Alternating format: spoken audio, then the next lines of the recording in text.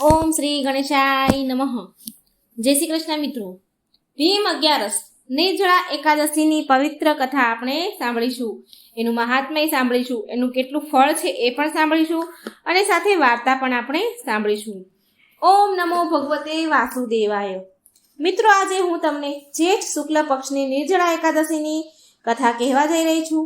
એકવાર યુધિષ્ઠિરે ભગવાન કૃષ્ણને પૂછ્યું કે હે જનાર્દન, જેઠ શુક્લ પક્ષમાં જે એકાદશી આવે છે તેનું નામ અને મહત્વ વિસ્તારથી કહો. કૃપા કરો માધવ, કે એટલામાં ત્યાં વેદ વ્યાસ ઋષિ આવ્યા. એટલે ભગવાન શ્રી કૃષ્ણ બોલ્યા, ધર્મરાજ, આ મહાન એકાદશીનું વર્ણન પરમ ધર્માત્મા સત્યવતી નંદન વેદ વ્યાસજી જ કરશે. કારણ કે વેદ વ્યાસજી બધા શાસ્ત્રો અને વેદોના પારંગત વિદ્વાન છે. વેદ વ્યાસજી બોલ્યા, પ્રત્યેક મહિનાની બંને પક્ષની એકાદશીના દિવસે ભોજન ન કરવું જોઈએ, અન્ન ન ખાવું જોઈએ. મનુષ્યએ સ્નાન આદિથી સ્વચ્છ થઈને પવિત્ર થઈને ભગવાન શ્રી વિષ્ણુની પૂજા કરવી અને નિત્ય કર્મ સમાપ્ત થઈ ગયા પછી બીજા દિવસે એકાદશીના પારણા કરવા અને નિત્ય કર્મ સમાપ્ત થઈ ગયા પછી બ્રાહ્મણોને, સુયોગ્ય બ્રાહ્મણોને ભોજન જમાડવા અને પછી સ્વયં પણ ભોજન કરવું. આ સાંભળી પાંડુપુત્ર ભીમસેન કહે છે કે પરમ બ્રહ્મ બુદ્ધિમાન પિતામહ, મારી વાત સાંભળો. મહારાજ યુધિષ્ઠિર, માતા કુંતી, દ્રૌપદી, અર્જુન, નકુલ અને સહદેવ આ બધા એકાદશીમાં ભોજન નથી કરતા અને મને પણ ભોજન ન કરવાનું કહે છે. પણ હું એમ કહી દઉં છું કે મારાથી ભૂખ સહન નથી થતી. આ વાત સાંભળી વ્યાસજી બોલ્યા, મૃત્યુ પછી જો સ્વર્ગ લોકમાં જવા માંગો છો અને નર્કને દૂષિત સમજો છો તો બંને પક્ષની એકાદશીના દિવસે ભોજન ન કરતા.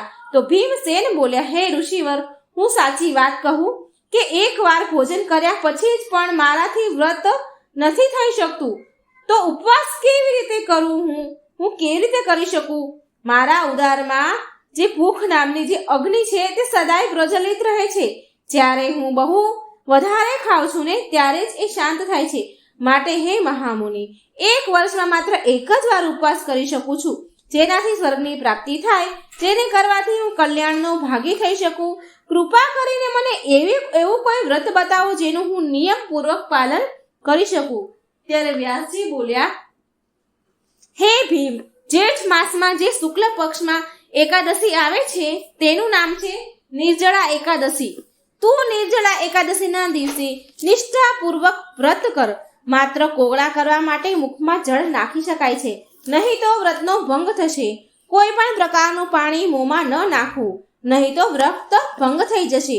એકાદશીના દિવસે સૂર્યોદયથી લઈને બીજા દિવસના સૂર્યોદય સુધી પાણીનો ત્યાગ કરવો તો આ વ્રત પૂરું થાય છે.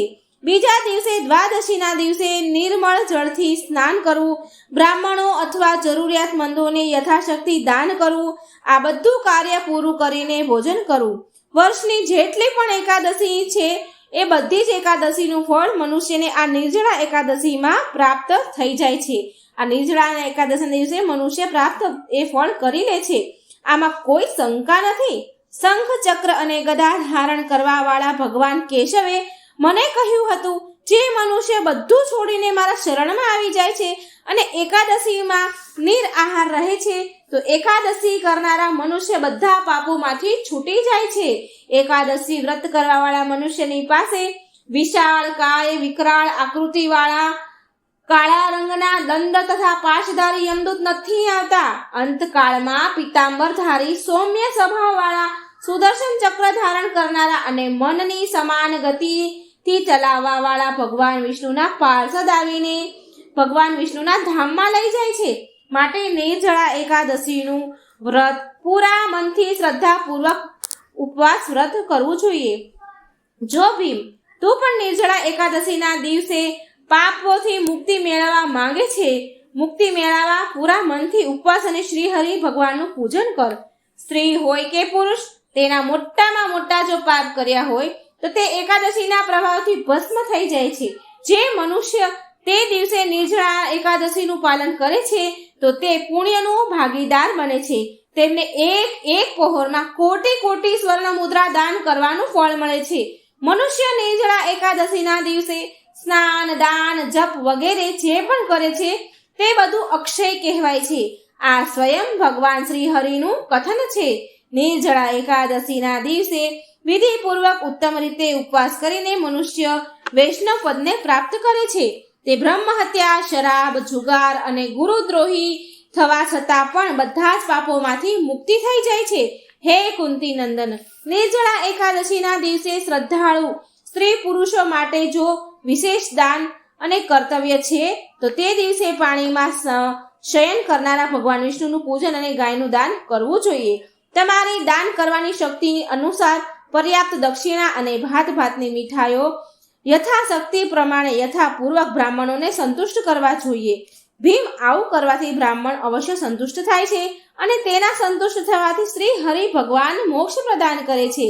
જે મનુષ્ય શામ, દામ અને દાનથી પ્રવૃત્ત થઈને શ્રી હરિ ભગવાનની પૂજા કરે છે, પ્રવૃત્ત થઈને શ્રી હરિ ભગવાનની પૂજા અને રાત્રિમાં જાગરણ કરે છે, જો નિર્જળા એકાદશીનું વ્રત કરે છે તો તેની સાથે સાથે વીતેલી તેની 100 પેઢીઓ અને આવવાવાળી તેની પાછળની 100 પેઢીઓ, ગયેલી અને આવવાવાળી 100 પેઢીઓને ભગવાન શ્રી વાસુદેવનું પરમ ધામમાં પહોંચાડી દે છે.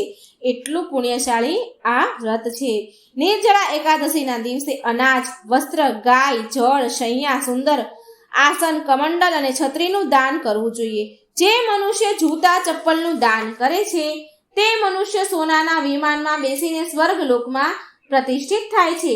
જે મનુષ્ય નિર્જળા એકાદશીનો મહિમા ભક્તિપૂર્વક સાંભળે છે તથા સંભળાવે છે તો તે સ્વર્ગલોકને પ્રાપ્ત થાય છે.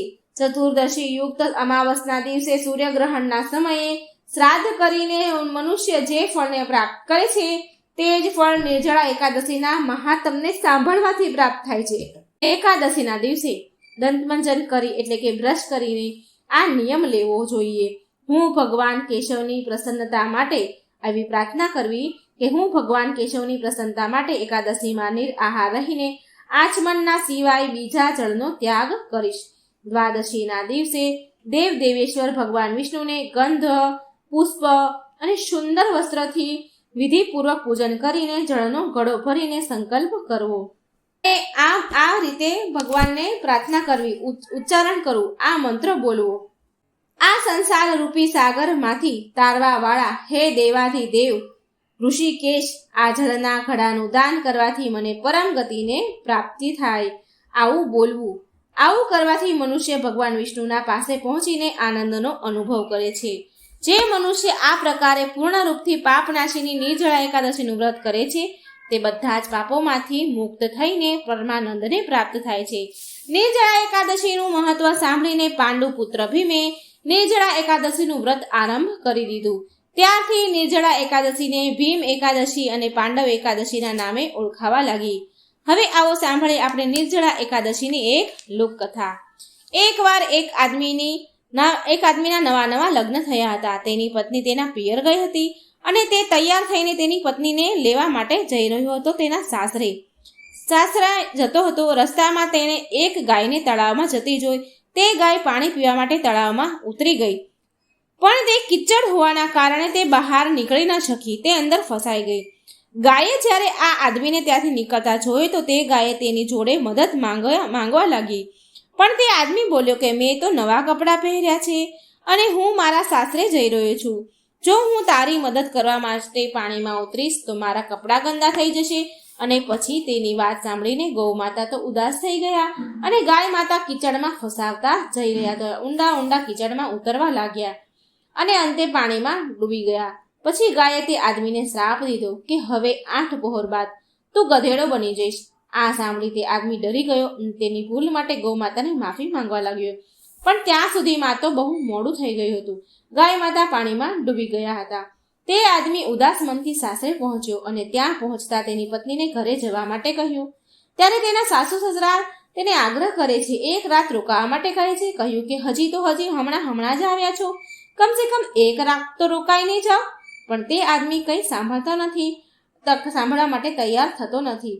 ત્યારે તેની પત્ની બોલી કે જુઓ ને, આ બધા કેટલો બધો આગ્રહ કરે છે, એક રાત રોકાઈ જવા માટે કહે છે તો કેમ નથી રોકાઈ જતા. પછી તેણે તેની પત્નીને બધી જ ગાયના શ્રાપવાળી બધી જ ઘટના એની પત્નીને સંભળાવી. તેની પત્ની પતિવ્રતા સ્ત્રી હતી એટલે એની સાથે જવા માટે તૈયાર થઈ ગઈ. તેની પત્ની તેની સાથે ઘરે આવી અને પછી પેલો આદમી ગધેડો બની ગયો હતો. હવે તે આદમી ગધેડો બનીને પૂરો દિવસ ઘરે પડ્યો રહે. પત્નીને પણ કંઈ સમજમાં આવતું ન હતું કે ક્યાં જાઉં, શું કરું, કોની પાસે હું મદદ માંગુ. થોડા દિવસ પછી ખાવાના પણ ફાફા પડી ગયા.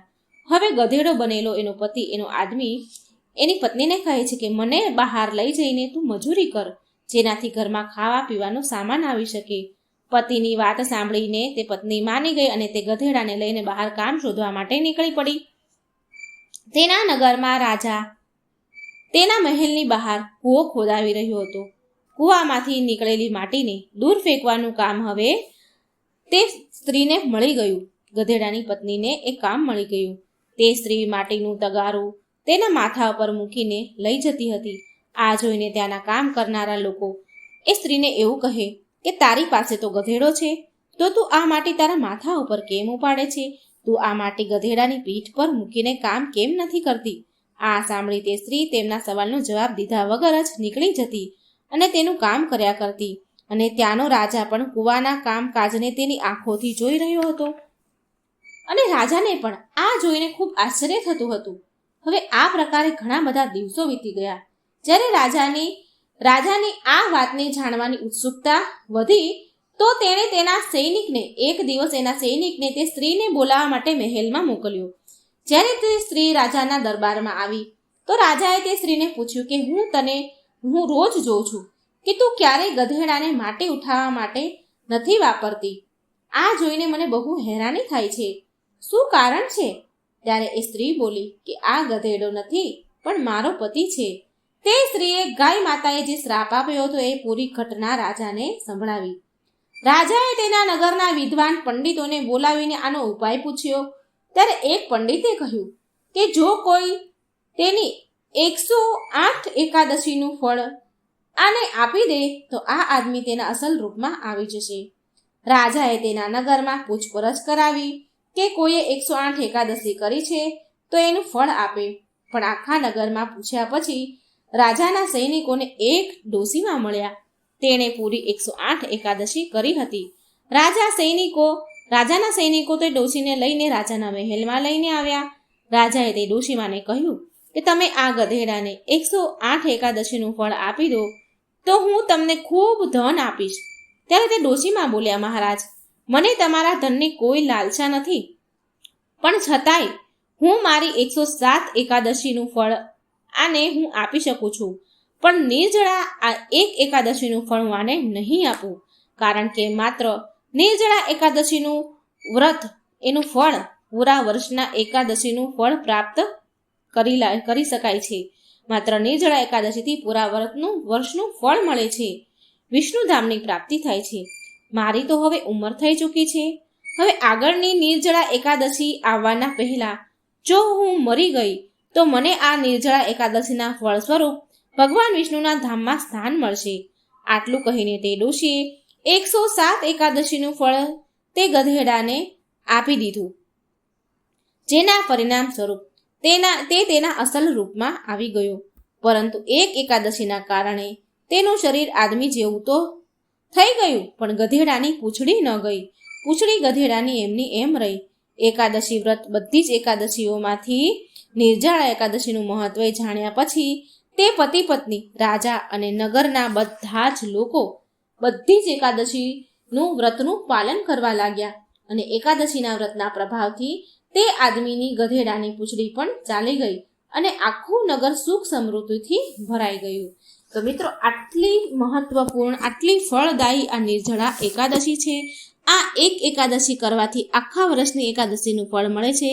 તો મિત્રો, પૂરા શ્રદ્ધા ભક્તિભાવથી એકાદશી કરજો. આ વ્રત કથા સાંભળજો. આ વિડીયો બીજાને પણ શેર કરજો, જેથી આ એકાદશી વ્રત સાંભળવાનો લાભ પણ બીજાને મળે. જય શ્રી કૃષ્ણ. રાધે રાધે. Thank you.